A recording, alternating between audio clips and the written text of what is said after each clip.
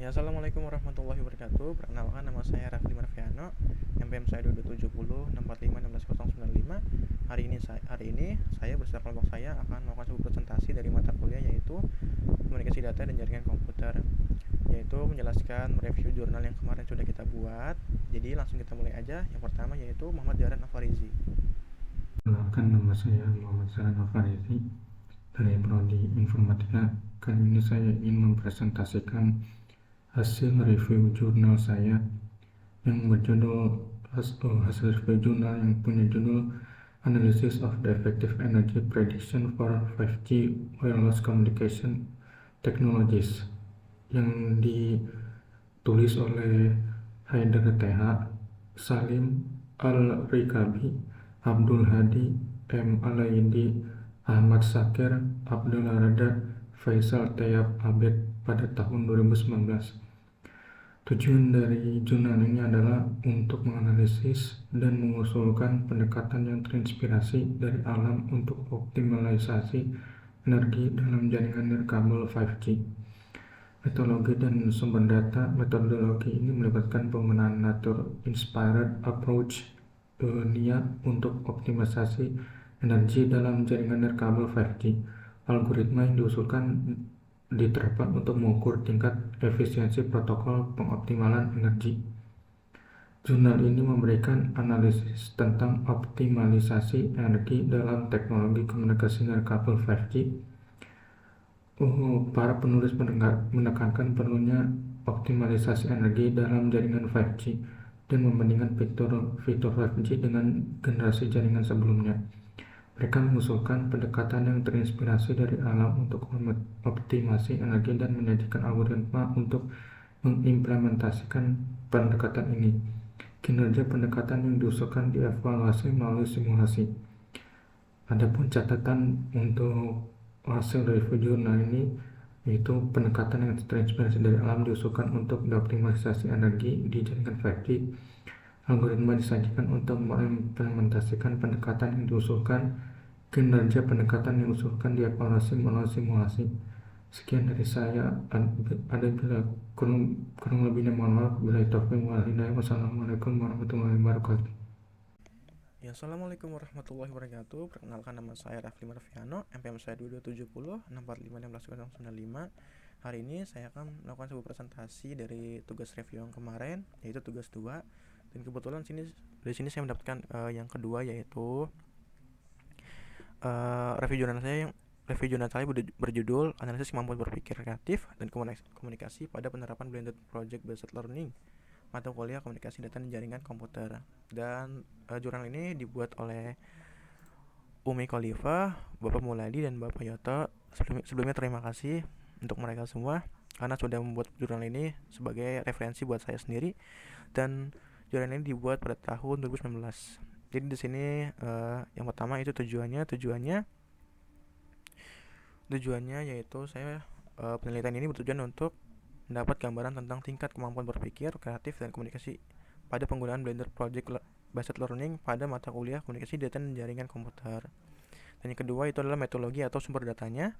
Di sini saya menuliskan yaitu metodologi dalam project ini digunakan pada penelitian mahasiswa yang mengikuti mata kuliah Komunikasi Data dan Jaringan Komputer yang terdiri dari 2 kelas, yaitu Offering B, dan Offering C, yang berjumlah masing-masing 39 orang atau mahasiswa.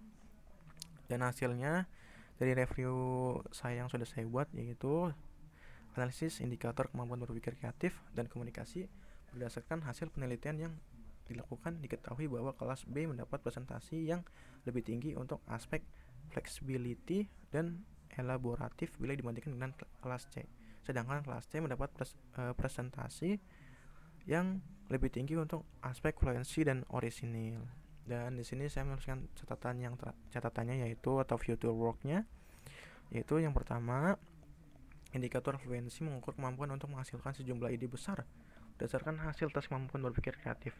Aspek fluency pada masing-masing kelas tergolong rendah. Dan yang kedua yaitu indikator flexibility mengukur kemampuan untuk menghasilkan variasi gagasan yang luas sesuai dengan hasil skor tes. Indikator flexibility pada kelas B dan C mendapatkan skor yang tinggi yaitu 92,31% dan 82,5%. Ini rancangan soal yang diberikan. Yang ketiga yaitu indikator orisinil mengukur kemampuan untuk menghasilkan ide yang luar biasa. Berdasarkan hasil tes dapat dilihat bahwa perolehan skor tertinggi indikator orisinil pada masing-masing kelas sangat rendah, yaitu pada kelas C yaitu 30%, 30-77%, sedangkan kelas B 0% atau skor 1 sebanyak 56,14%. Dapat disimpulkan bahwa orisinalitas masih sangat rendah. Baik, terima kasih untuk review jurnal yang sudah saya buat ini, khususnya yang sudah buat yaitu untuk Umi, Oliva, dan Bapak Mulyadi dan Bapak Yoto. Terima kasih. Ini adalah jurnal yang bagus lah menurut saya. Jadi terima kasih, kurang lebihnya mohon maaf. Wassalamualaikum warahmatullahi wabarakatuh. Lalu selanjutnya saya akan mempresentasikan hasil review saya yang sudah saya pilih yaitu jurnal lokal yang berjudul Implementasi Aplikasi Net Meeting dalam Jaringan Lokal Area Network. Nah, di sini jurnal ini saya ambil dari Jurnal Teknik Fakultas Negeri Gorontalo yang ditulis oleh Bambang Panji Asmara, Jainuddin Ponok, dan Ervan Hasan Harun, dan dipublikasikan pada tahun 2014. Nah, tujuan jurnal ini dibuat untuk menganalisis implementasi aplikasi net meeting dalam jaringan lokal area network. Jadi ini bertujuan agar mengetahui apakah aplikasi net meeting ini adalah aplikasi yang sangat efisien dalam mengirimkan data maupun informasi. Nah, untuk teknik metodologinya di sini, tekniknya pengumpulan data ini yang akan dilakukan dalam studi ini itu terdiri yang pertama jenis data dan sumber data, kedua observasi, dan ketiga pengumpulan data. Nah, implementasi ini dilakukan langsung dan tidak langsung. Nah, untuk yang langsungnya di sini pengimplementasiannya dengan menggunakan software net meeting ke dalam sistem lokal area network. Nah, lalu untuk yang tidak langsungnya di sini penerapannya berdasarkan teori-teori yang sudah tertera dalam jurnal tersebut. Nah, untuk hasilnya di sini jurnalnya dinyatakan bahwa penerapan pemakaian net meeting dalam jaringan lokal area network ini dapat memenuhi kebutuhan akan suatu bentuk komunikasi yang efisien dengan tanpa menggunakan biaya tarif layanan. Jadi, aplikasi net meeting ini dapat memudahkan dan juga tidak memerlukan biaya tarif layanan untuk melakukan komunikasi maupun pengiriman data maupun informasi. Nah, untuk catatan di sini, implementasi net meeting dalam jaringan dengan pengiriman paket dapat diterima dengan tanpa loss ke setiap workstation jika konfigurasi sistem dan media transmisinya dapat terkoneksi dengan baik. Lalu, studi implementasi aplikasi net meeting ini dalam jaringan lokal network ini menggunakan LAN, dan yang terakhir ini yaitu melakukan proses dengan instalasi dengan software meeting. Nah, jadi kesimpulan pada jurnal saya ini yaitu jurnal ini ditulis bertujuan untuk menganalisis dan mengimplementasikan aplikasi net meeting dalam jaringan lokal area network. Nah, metodenya tadi yang seperti dijelaskan digunakan mengikuti jenis data dan sumber data, observasi, dan pengumpulan data, dan ini implementasinya dilakukan secara langsung maupun tidak langsung. Nah, setelah itu hasil dari yang ini telah dinyatakan bahwa penerapan penggunaan net meeting ini dalam jaringan lokal area network dapat diimplementasikan untuk memenuhi kebutuhan akan komunikasi yang efisien tanpa menggunakan biaya tarif layanan. Assalamualaikum warahmatullahi wabarakatuh. Izin memperkenalkan diri, nama Priya Putra Pertama Harap, NPM 2270645187. Di sini saya akan menjelaskan sedikit tentang jurnal berikut. Oke, Yang pertama ada judul, penulis, nama jurnal, dan tahun. Di sini saya mengambil tema Education and Practice dengan judul Developing an Authentic Assessment Model in Elementary School Science. Atau bisa ditranslatekan dengan mengembangkan model penilaian autentik di sekolah dasar pengajaran Science Teaching. Oke, jurnal ini ditulis oleh Siti Fatona, Pujianti Suryata, Zudan Kun Prasetyo, dan dibuat pada tahun 2013. Oke, tujuan jurnal ini. Apa sih tujuannya? Tujuannya adalah perencanaan pada tahap perencanaan. Ada 5 langkah, yaitu 1. Menganalisis kebutuhan dalam pengembangan autentik model penilaian dalam pengajaran IPA, SD, atau MI. Dengan kajian penilaian kondisi objektif yang dilakukan oleh guru IPA, MI, atau SD untuk ini. Yang kedua itu ada mengidentifikasi karakteristik peserta didik. Yang ketiga ada membuat dokumen perencanaan mengajar. Yang ketiga ada metodologi dan sumber data, yaitu ada prosedur untuk melakukan penelitian dan pengembangan ini dibagi menjadi 3 tahap, yaitu yang pertama perencanaan desain, pengembangan, dan pemodelan uji coba. Prosedur pengembangan atau bisa disingkat AAM, nanti saya akan jelaskan AAM itu apa dalam pengajaran sains di SD atau MI. Dilakukan melalui langkah-langkah berikut. Yang pertama ada Preparation of Authentic Assessment Model atau bisa disingkat AAM yang tadi di atas. Yang kedua ada Readability Test. Yang ketiga ada Validation Express and User.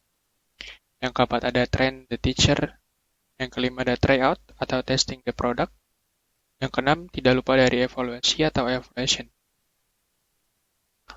Oke, hasil jurnal ini. Hasil jurnal ini memberikan analisis tentang data cara tryout. Yang disajikan dalam jurnal ini adalah data yang diperoleh setelah tahap penelitian, yaitu tahap pengembangan, serangkaian prosedur. Dalam tahap bid yang dapat menjawab perumusan pertama masalah. Bagi kegiatan pra-pengembangan, penelitian telah mengembangkan model lembar penelitian yang divalidasi oleh ahli dalam pendidikan dan penilaian sains. Hasilnya yaitu lembar penilaian valid dan dapat diterapkan maupun digunakan dalam sekolah terutama yaitu SD maupun MI. Oke, catatan atau future work dari saya. Pertama itu ada rumus-rumus serta angka yang disajikan untuk mengimplementasikan cara-cara yang sudah dibuat. Yang kedua, meningkatkan SDM Indonesia terutama pada sektor guru atau teacher. Yang ketiga, mempermudah guru untuk memberikan penilaian dengan rumus-rumus yang telah diajarkan. Oke, mungkin sekian dari saya. Sekian, terima kasih. Assalamualaikum warahmatullahi wabarakatuh. Assalamualaikum warahmatullahi wabarakatuh. Hari ini saya akan menjelaskan presentasi UAS Komunikasi Data Jaringan. Saya di nomor 5. Judul penulisnya adalah Amelia R. Nuheri Saputra R. Ramadana CH Computer Network. Judulnya Computer Network Design and Implementation on Using Load Balancing Technology with Perconnection Classifier PCC Method Basic on Microtik Router Process Science 22 sejak 2020. Penelitian ini bertujuan untuk merancang dan mengimplementasikan jaringan komputer menggunakan teknik load balancing dengan metode Perconnect Classifier atau PCC Basic Router Mikrotik. Tujuannya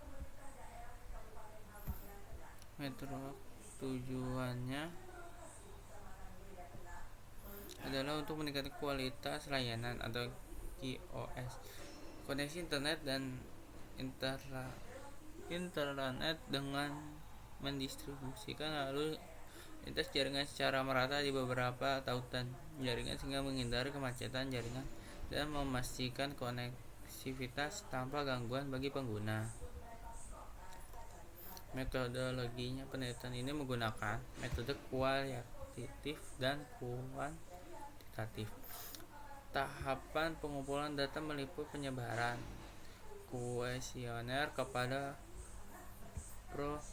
responder sebelum dan sesudah penelitian, serta penerapan siklus pengembangan jaringan sistem data yang dikumpulkan kemudian dievaluasi dengan menggunakan analisis QoS.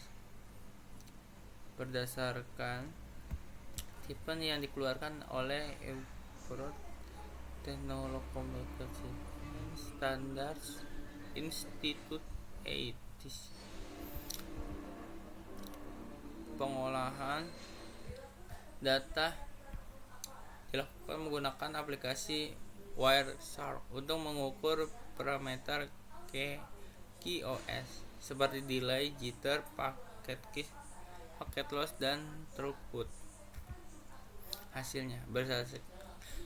Berdasarkan penelitian ini dapat disimpulkan bahwa implementasi teknik loading balancing metode PCC berbasis router mikrotik dapat meningkatkan kualitas layanan internet dan interaksi. Hasil analisis QoS menunjukkan penilaian nilai QoS dari 0,4 menjadi 0,89 setelah implementasi load balancing.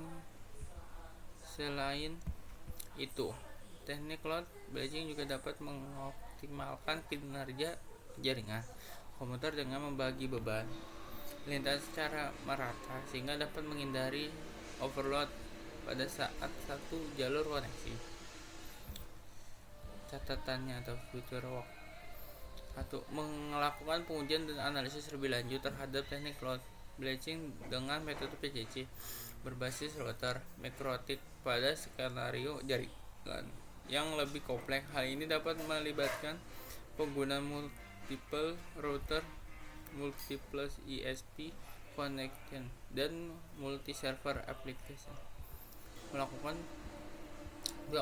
penguji dan analisis lebih lanjut terhadap teknik load balancing dengan metode PCC berbasis router mikrotik pada skenario jaringan yang lebih kompleks. Hal ini dapat melibatkan penggunaan multiple router, multiple ISP connection, dan multiple server application. Ringkasan hasil review jurnal saya. Berdasarkan penelitian ini dapat disimpulkan bahwa implementasi teknik load balancing dengan metode PCC berbasis router mikrotik dapat meningkatkan kualitas layanan internet dan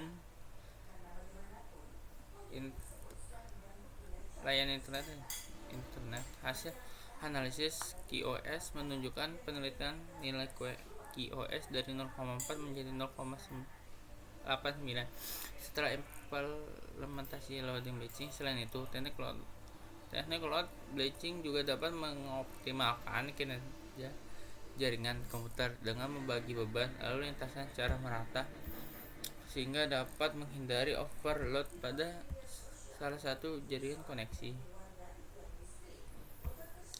Sekian dari saya, terima kasih Pak.